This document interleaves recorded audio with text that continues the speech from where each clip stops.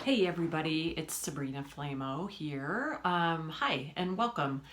Hey, we have been talking about putting together a little series of some parenting videos, really more as a review of the toolbox that we use at school, but also just realizing that, of course, this is a really challenging time and that it might be helpful for you to know some of our perspectives and philosophies at Vestal, more just specific word choice that we choose to use that back up our philosophy that kids can solve a lot of problems and that kids have a lot of tools within them to make it through the day, and in this case to make it through a really challenging time. So we thought that we would give it a try, and that is what we're here for. As an introduction, I just want to talk to you for a few minutes, but the rest of the videos really will be geared at talking to you and your child together. Some of them will even have some different activities that we'll ask, like, hey, when you finish watching this video, go and try this together. But to start with, I just wanted to share a few things that I've been thinking a lot about, reading about, and talking to friends about. The biggest thing is that we as parents just have got to take it easy on ourselves. Be okay with going stir crazy some of the time, and let go a little bit of the sort of whatever vision we have of ideal and perfect parenting. One thing that I wanted to share with you guys is that I have two kids of my own, two boys that are 16 and 18. River is 18. He's a senior in high school, so that's adding a new challenge to this whole experience. And Eli is 16. I often share that I think of them as about 6 and 8 years old.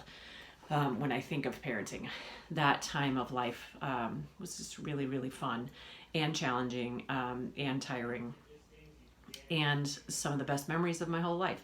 So please know that as we go through these videos, I'm sure I will share quite a bit about my own experience as a parent, but also things that I've learned and picked up along the way.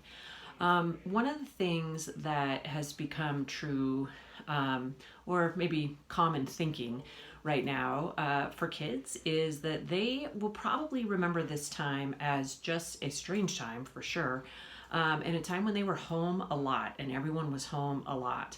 And the goal, I think, would be that they have really pleasant, fun memories of being at home more and having their family all together more, even though I know that that also brings some contention with it. So one of the things that we have been talking a lot about at kind of among our staff at Vestal is the importance for all kids right now to have consistency and structure in their day. And one of the first things that I would suggest, if you haven't already, is coming up with a structure that has some built-in, when it's playtime, when it's work time, when it's meal time, when it's play game time, when it's quiet reading in your fort time. And one of the best pieces of advice I feel like I ever got as a mom was to dedicate some time each day to just full attention time, where no matter what the kid wanted to do, in this case it was a lot of train building and Lego time, that was dedicated. Half hour right before dinner or right after dinner was completely dedicated to River and Eli. Often that meant being on the floor and, again, building things. And I look back, and those are really some of my best memories. And certainly when I feel most stressed as a parent is when I'm trying to multitask and feel like I'm giving some attention to them, but also trying to make dinner or do some work or just have a minute of peace and quiet.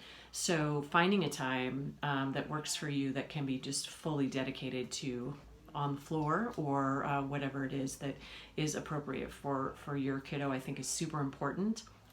And then once you've come to a conclusion about what your consistent schedule is going to be, I think it's really important that your kids are involved in making that physically on a poster or a piece of paper or a computer, although I would say it's great if you can print it out so that it's something physical that can be somewhere where everybody can see it. I think most kids will need some support in negotiating a solid schedule, but when they physically make it, it somehow becomes more of theirs to own and to use. I also think along those same lines that keeping as consistent of a structure and a schedule as you can Monday through Friday is really important. So school days still feel like school days, but then weekends can be a break from that schedule, and hopefully just be a lot of time of fun stuff. Luckily, the weather's been nice. I know for our family, we've been playing a lot of games, and going on a lot of walks in our neighborhood. So, again, I think the first thing that's super important is to build in a structure that has a lot of consistency. And maybe what you can do is include this little, we'll just call it toolbox time, as a part of your schedule where you and your kiddos can join me and watch some of these videos together. On that note, I just want to show you really quickly a few different tools. One is this book called The Essential Toolbox. This is what we have been using just this school year. Actually, it's brand new to us this school year at Vestal, to introduce the tools and teach them to kids. Mostly this has been through town hall and then followed up on in the classroom. All of the adults at Vestal have been wearing these lanyards that have the name of the tool and the image behind it. So your kids have been introduced to all 12 tools already. But this will be a nice review of them, and also a nice time where they can be an expert. This is probably something they've had more experience with than you have. And I think when things are strange and different, and you are a child, it is really nice to feel like you have something to teach others and offer others. So know that your kids have a lot of experience with this.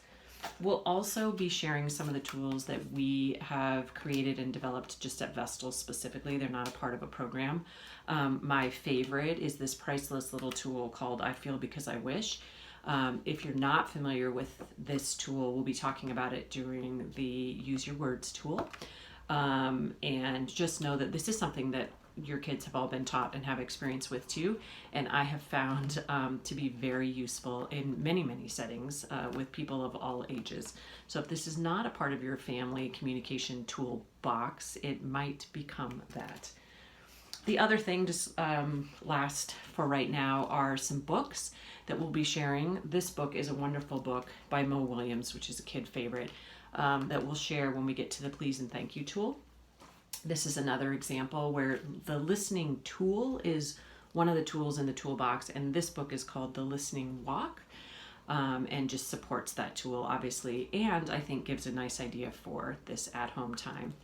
So we will jump in with the videos. They'll be about 5 to 7 minutes each, and again, the idea will be that you watch them with your child or children, and Mr. Wilewski will be joining me in sharing the teaching of these tools, so you will see either him or I or both of us.